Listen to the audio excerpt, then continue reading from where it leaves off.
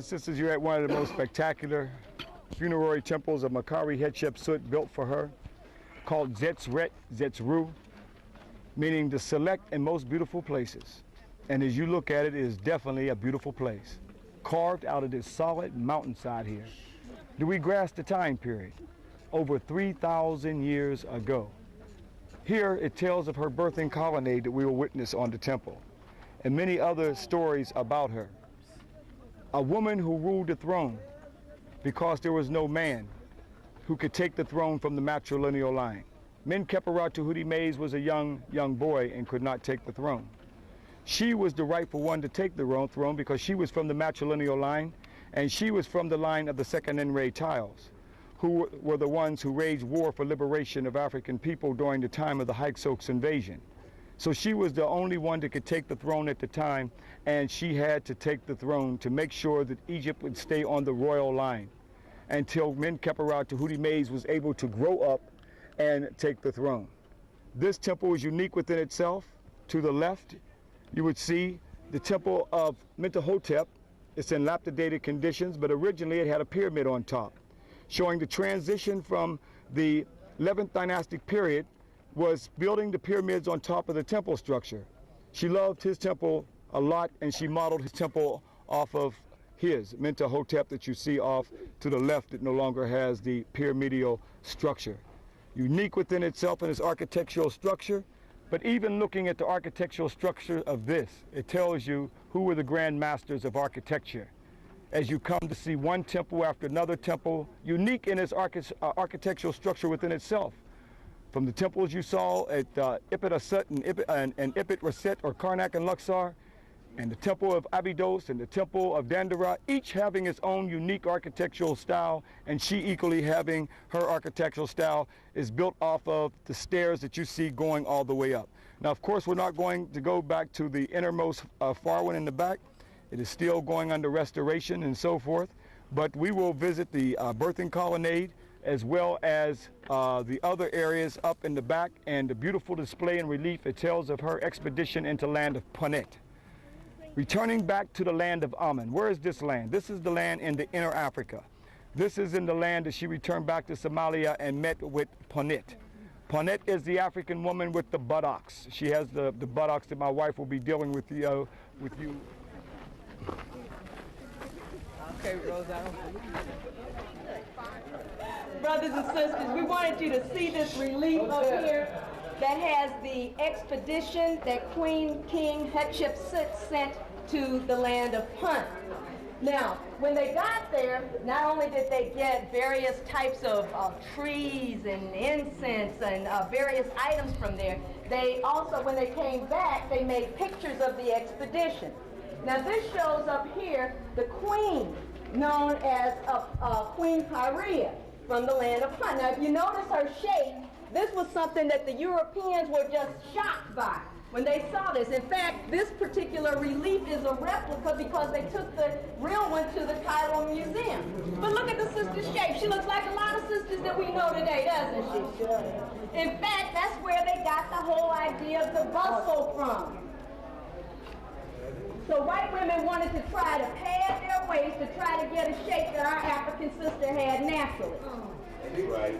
Just like our sister, our Khoi sister has naturally. And look at her, she's proud of her African butter. So brother, I always have to tell you, do the right thing. Keep your eye on the real thing so you don't end up with a handful of silicone.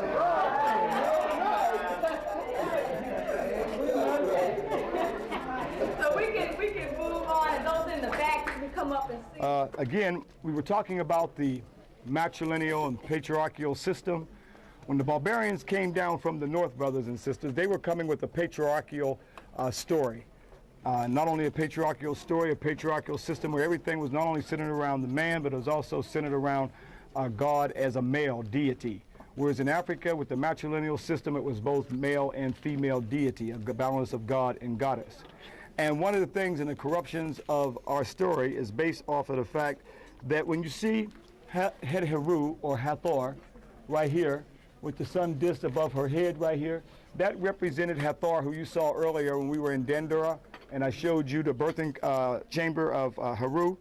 But here that represented the matrilineal system. Why would they use a cow? The cow representing the great mother, also feeding from the great mother earth.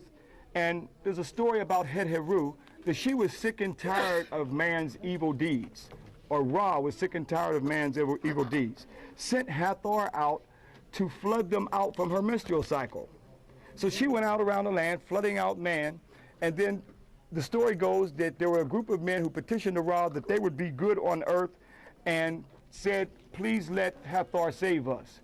Then what Ra said, cover yourself with red dye so when Hathor comes to flood you out by her menstrual cycle, she'll think she got that area. They in turn did that, and she missed those men, and the world was able to be populated again. Now, what we see in that story is a flood story.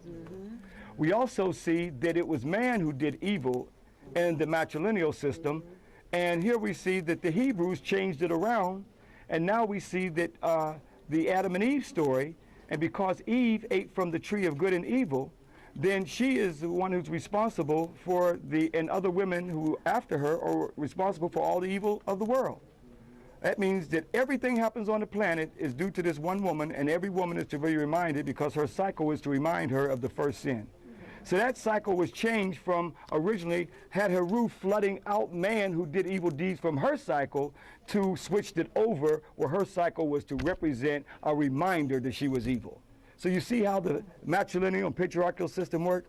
So again, the golden calf was a symbol of the matrilineal system, twisted in the biblical terms of the golden calf represented something negative or evil, when in fact it represented the matrilineal system of Africa. It represented the goddess principle that was being erased. And the only thing we know about it is the golden calf, the symbols of idols and so forth.